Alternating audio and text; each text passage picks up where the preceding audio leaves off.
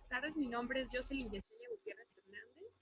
Actualmente estudio la carrera de medicina y el día de hoy les voy a hablar sobre el trastorno de personalidad obsesivo-compulsivo. Voy a abordar definición, epidemiología, etiopatogenia, cuadro clínico, criterios diagnósticos según el DSM-5, diagnósticos diferenciales, evolución y pronóstico, tratamiento farmacológico y también tratamiento no farmacológico. Bueno, primeramente es importante entender el concepto de trastorno de personalidad. Se debe definir el concepto de personalidad, la cual se refiere a todas las características que se adaptan de forma única a los entornos interno y externo en constante cambio. Y el concepto de rasgo. Los rasgos son pautas duraderas en la forma de percibir, pensar y relacionarse con el ambiente y con uno mismo. En el caso de que estos rasgos sean inflexibles y desadaptados, causando incapacitación funcional significativa o perturbación subjetiva, se hablará entonces que hay un trastorno de personalidad. El trastorno de la personalidad es crónico y frecuente. Y el trastorno de personalidad obsesivo-compulsivo también es denominado personalidad anencástica. Es una afección mental que se caracteriza por la restricción emocional, la conducta metódica, la perseverancia, la obstinación y la indecisión. La característica esencial para determinar que este trastorno se está presentando es un patrón dominante de perfeccionismo e inflexibilidad. En este tipo de trastornos, las personas suelen querer hacer las cosas de una manera muy específica y perfecta. Es decir, ellos no aceptan que se pueden equivocar ni tampoco están abiertos a ninguna posibilidad de que pudiera suscitarse algo que no estaba planeado para ellos. Bueno, hablemos un poco sobre la epidemiología. Se estima una prevalencia de este trastorno entre el 2 y el 8%. Parecería ser una cantidad baja, sin embargo, sí es una cifra un tanto considerable. Es más común en hombres que en mujeres y se diagnostica con mayor frecuencia en niños menores. Suele aparecer más en los familiares de primer grado, llámese padres, abuelos e inclusive hijos. Las personas afectadas en la población general suelen tener una historia previa caracterizada por una disciplina ya muy rigurosa, es decir, que a ellos se les impuso, por así decirlo, el perfeccionismo, lo cual para ellos siempre existió esa poca capacidad de poder equivocarse. Bueno, hablemos entonces de los factores que son determinantes para que se pueda presentar este tipo de trastorno. Primeramente tenemos los factores genéticos. Los trastornos de personalidad del grupo C, que es la clasificación que le da la DSM-5, también pueden tener una base genética. Los rasgos obsesivo-compulsivos son más habituales entre los gemelos monocigóticos que en los bicigóticos, y los pacientes con un trastorno de este tipo muestran algunos signos asociados a la depresión, como un acortamiento del periodo de sueño y resultados anormales en la prueba de supresión con dexametasona. Es decir, los factores genéticos están muy relacionados también con este aspecto de trastorno. Posteriormente, tenemos los factores biológicos y hablaremos primeramente de las hormonas. Las personas que presentan rasgos de impulsividad a menudo presentan concentraciones elevadas de testosterona, estradiol y estrona. Se han realizado inclusive algunos estudios en primates, se menciona que no en humanos. Sin embargo, esto les ha dado la pauta para determinar que los niveles de andrógenos aumentan la probabilidad de agresividad y la conducta sexual. Pero el papel de la testosterona en la agresividad humana todavía no es muy claro. Posteriormente tenemos la monoaminoxidasa plaquetaria. Las concentraciones bajas de esta en las plaquetas se han relacionado con la actividad y la sociabilidad. Como les vuelvo a mencionar, únicamente se han realizado estudios en primates, en humanos todavía no se ha autorizado realizar muchos estudios. Y se ha observado también que los estudiantes universitarios con concentraciones bajas dedican más tiempo a las actividades sociales que aquellos con concentraciones altas. Es decir, juega un papel muy importante la cantidad de concentración de estas aminoxidasas plaquetarias para determinar en algunos pacientes.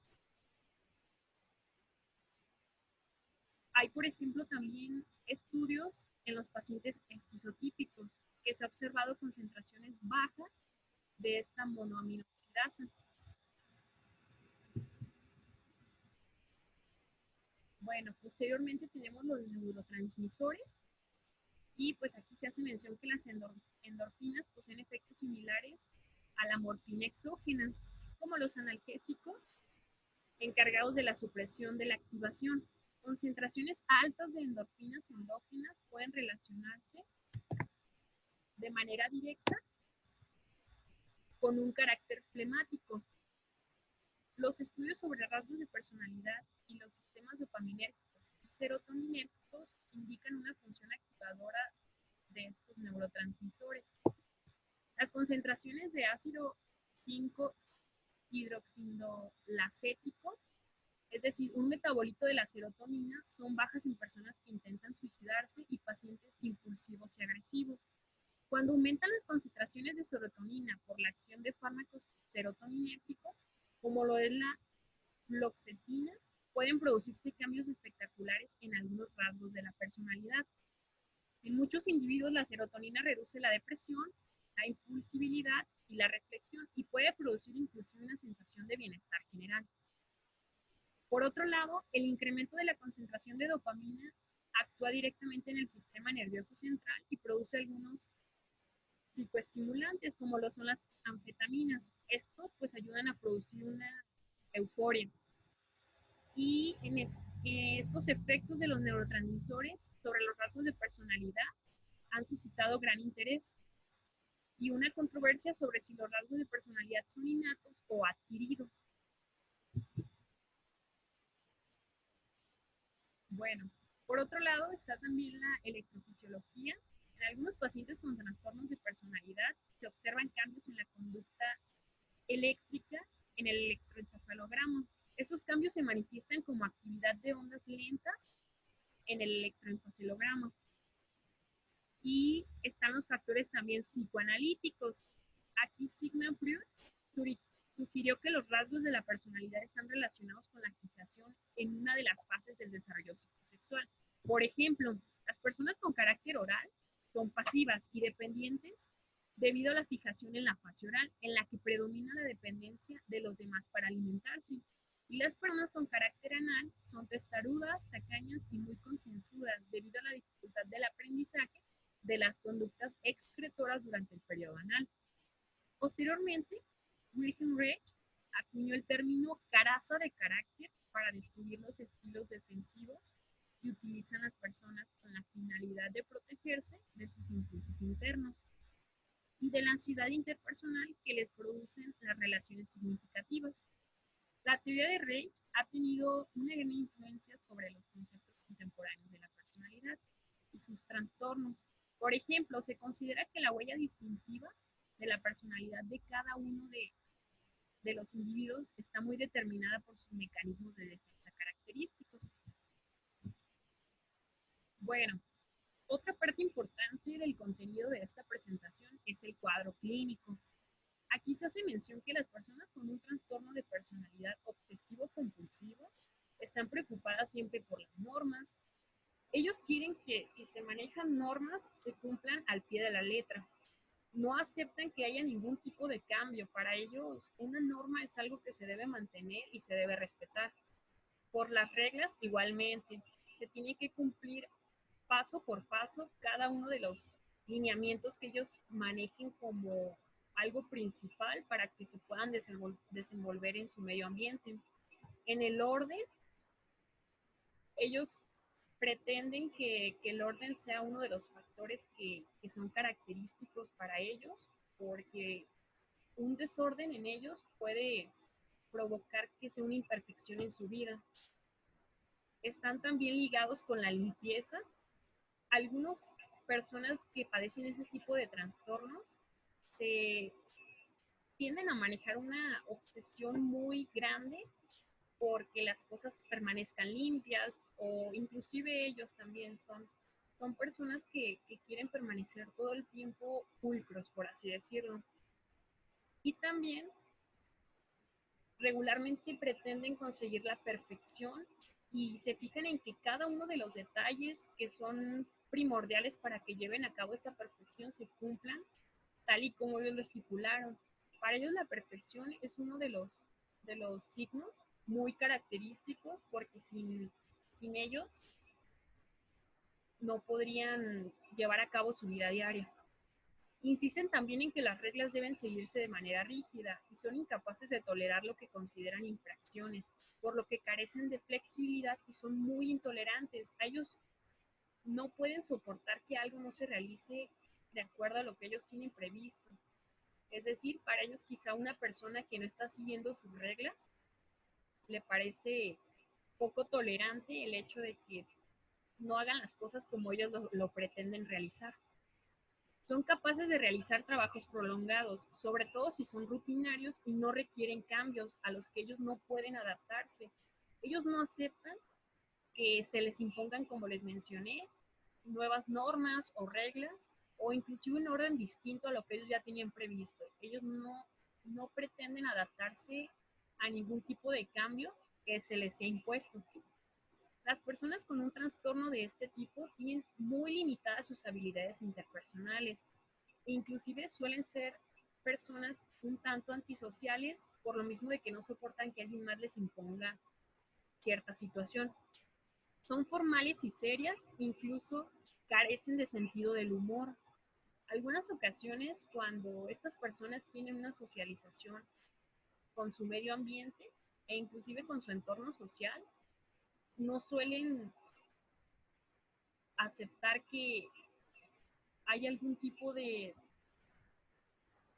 conducta hacia su persona que ellos no hayan previsto, vaya. Se alejan de la gente, son incapaces de comprometerse e insisten que los demás se sometan a sus reglas. Sin embargo, suelen estar dispuestos a complacer a quienes consideran más poderosos que ellos.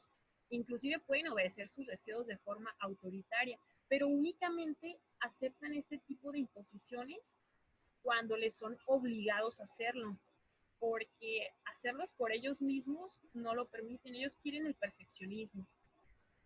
Debido a su miedo a cometer errores, son personas indecisas y reflexionan mucho tiempo antes de tomar una decisión.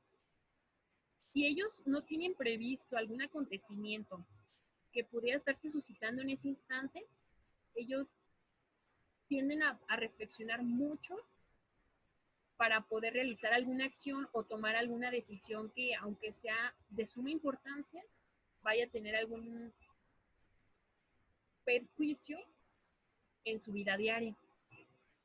Aunque es frecuente que tengan un trabajo estable y estén cansados, tienen muy pocos amigos. Como les mencioné hace un instante, ellos tienden a ser unas personas antisociales porque no les gusta que se les impongan normas en su vida diaria. Cualquier cosa que amanece con romper la rutina de sus vidas, es decir, una amenaza que intervenga directamente con la estabilidad que ellos creen perfecta para su vida, puede desencadenar una fuerte ansiedad estrechamente vinculada a los rituales que imponen a sus vidas y que imponen hacia las demás personas. Bueno, vamos a abordar entonces los criterios diagnósticos según el DSM-5. Para esto, son 8 los criterios que estamos manejando, los cuales tienden a ser un patrón dominante de preocupación por el orden, el perfeccionismo y el control mental e interpersonal, a expensas de la flexibilidad, la franqueza y eficiencia que comienza en las primeras etapas de la vida adulta y está presente en diversos contextos, y que se manifiesta por 4 o más de los siguientes hechos. El primero es, se preocupan por los detalles, las normas, las listas, el orden, la organización o los programas hasta el punto de que se descuida el objetivo principal de la actividad. Es decir, se centran tanto en perfeccionar lo que están realizando que en ocasiones se olvidan de cuál fue inicialmente la manera en la que ellos iban a realizar esa actividad y se desvían demasiado. Muestran un perfeccionismo que interfiere con la terminación de las tareas.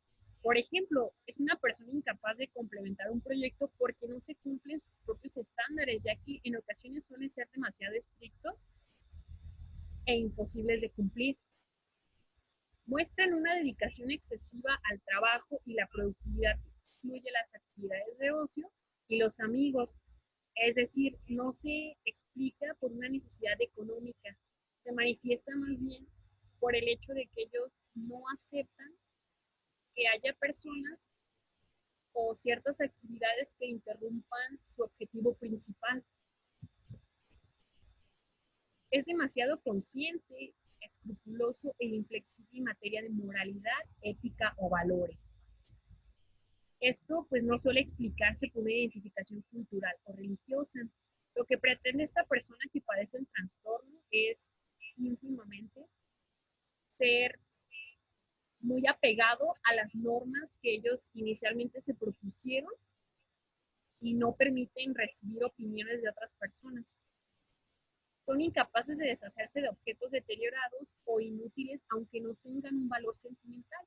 Es decir, ellos piensan que están haciendo lo correcto, es decir, no guardan ningún tipo de apegamiento sentimental hacia las cosas, pero en ocasiones pueden tener alguna obsesión con ese objeto que están portando.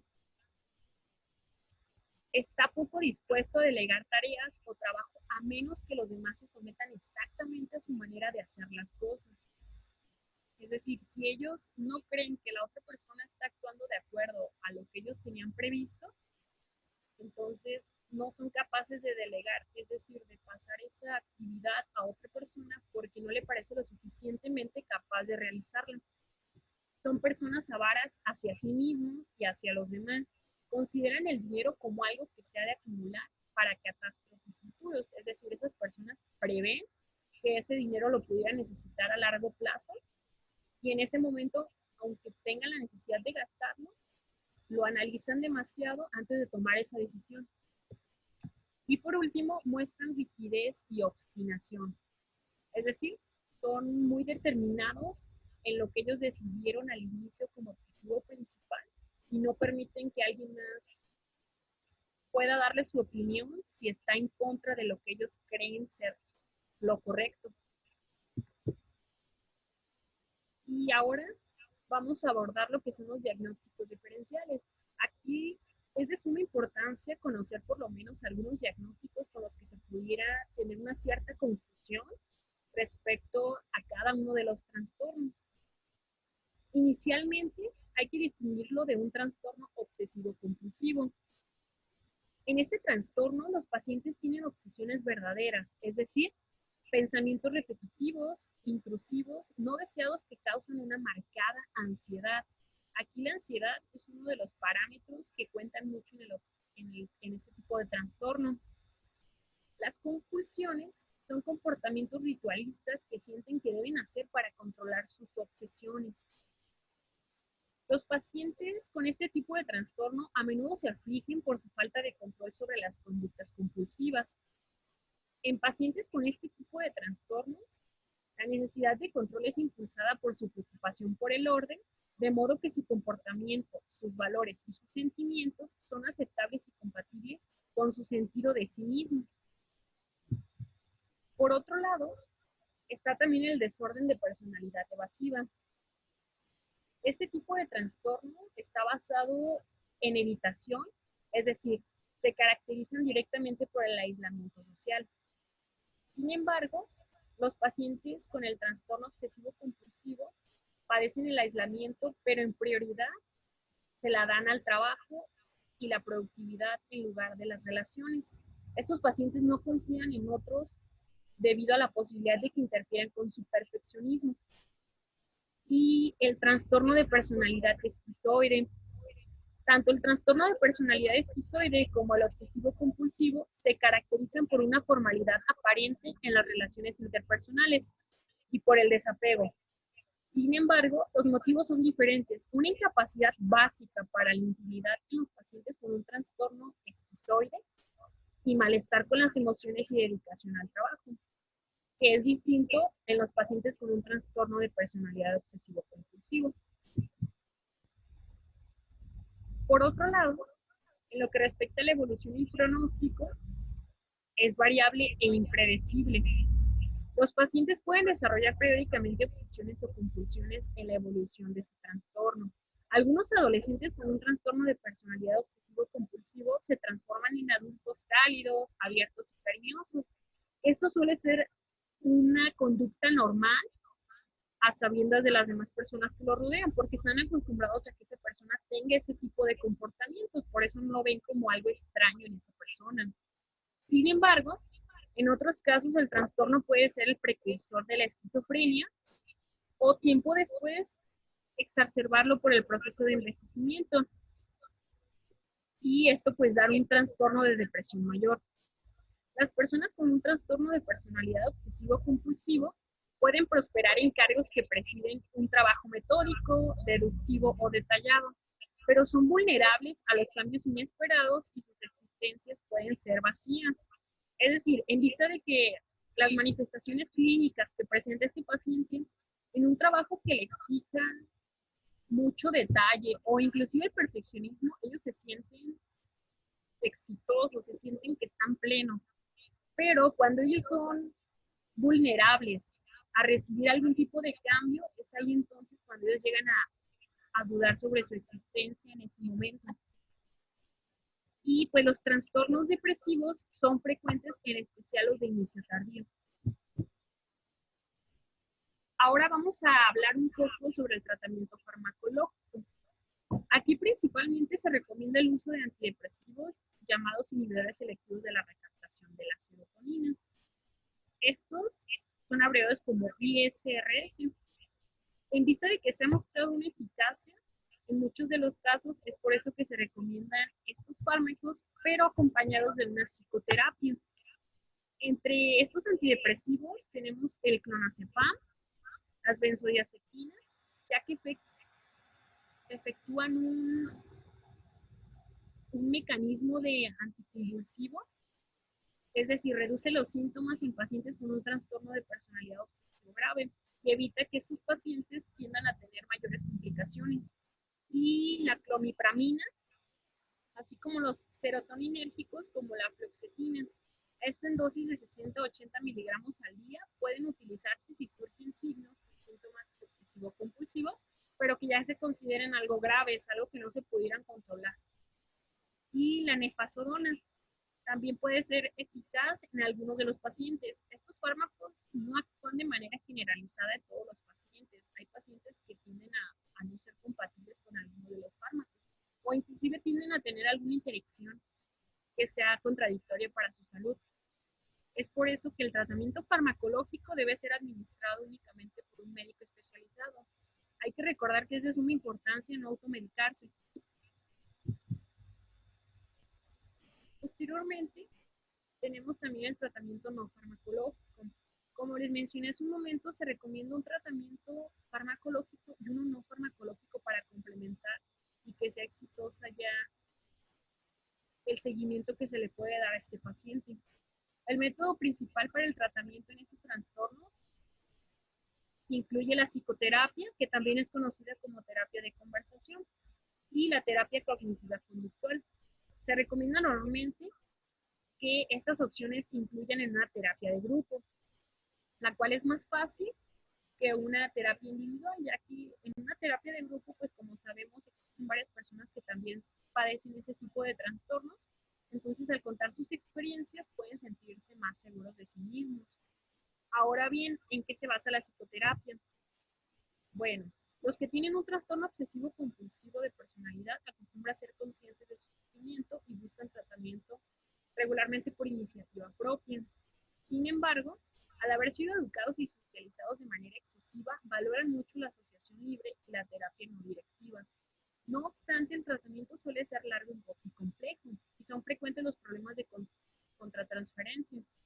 La terapia de grupo y la conductual ofrecen ciertas ventajas. En ambos contextos es fácil interrumpir a los pacientes de sus interacciones o explicaciones desadaptativas. Impedirles finalizar su conducta habitual aumenta su ansiedad y facilita el aprendizaje de nuevas estrategias de afrontamiento. También sería de suma importancia hacer mención que pueden recibir ciertas recompensas por sus logros. Esto los motiva a que ellos puedan seguir adelante y que sepan que el tomar la decisión de una psicoterapia, adicional de estarles perjudicando, les ayuda demasiado para su desenvolvimiento cotidiano. Y por otro lado está la terapia cognitiva conductual. El tratamiento es compatible con la persona siempre y cuando se haya demostrado una eficacia similar o superior y con menor índice de recaídas. Es decir, si la persona tiende a recibir este tratamiento y ve que el desenvolvimiento que está teniendo en su vida es favoritario, quiere decir entonces que la conducta que está teniendo le va a permitir realizar correctamente todas las actividades que ellos se propongan sin presentar toda esa sintomatología que hace un tiempo les mencioné en la presentación. Y pues bueno, el tratamiento cognitivo-conductual consiste en la exposición a lo que se teme, es decir, aquí la persona que está tratando al paciente con el trastorno, lo que quiere hacer es que el pensamiento que esa persona con el trastorno está padeciendo lo lleve a la realidad que debería ser la correcta, es decir, que no presente todas esas características de perfeccionismo, que no sean inflexibles, que no tengan esa obsesión o esa compulsión, dependiendo del grado que se esté presentando, de orden, de apegamiento a las reglas, a las normas, que se lleven un poco más tranquila su vida para no llegar a cierta ansiedad o a padecer algún tipo de comportamiento que pueda atentar contra su vida. Y la prohibición de realizar conductas de evitación, en este caso, es decir, rituales neutralizadores, de forma que el paciente se arriesgue a sentir la ansiedad. En el caso de sentir la ansiedad, pues también se puede tratar con algún tipo de ansiolítico, pero pues eso ya lo determinaría el médico o tratante que en ese momento está realizando la terapia. Y pues bueno, la aceptación de la ansiedad que se siente es un proceso que ayuda en el tratamiento. Definitivamente, la combinación tanto de la terapia con el tratamiento farmacológico van a darle la pauta al paciente para poderse sentir mejor, es decir, para poder llevar a cabo su vida diaria de una manera correcta, sin ningún tipo de represión. Y pues bueno, esas fueron mis referencias bibliográficas, son algunas de las que consulté, y esas también por el otro lado. Pues bueno, con eso concluyo mi presentación. Les agradezco mucho el haberse tomado el tiempo para escuchar mi presentación. Y pues ante todo, es importante hacer mención que las diversas clasificaciones que hoy en día tenemos de los diferentes trastornos de personalidad, se concluye que la diversidad de estos trastornos hace muy difícil explorar las causas que originan cada uno. Por ello se define brevemente lo que cada trastorno trata. De hecho, en muchos casos no se posee la información suficiente para tener una explicación más específica de dichas causas. Lo que sí es un hecho es que en esos trastornos están influidos los diferentes factores como lo son los biológicos, psicológicos, sociales y socioculturales, ya que todo lo que nos rodea nos afecta de alguna manera, y para las personas que sufren alguno de estos trastornos es un reto muy difícil aprender a vivir con ellos, y que la personalidad no se puede curar, pero sí la pueden controlar por medio de terapias para poder saber cómo vivir con el tipo de trastorno que se presenta en la persona y tratar de tener un estilo de vida más adaptable. Y por último, les quiero mostrar un pequeño video haciendo referencia a este tipo de trastorno de personalidad obsesivo-compulsivo, en el que su característica esencial es una preocupación por el orden, el perfeccionismo y el control mental e interpersonal.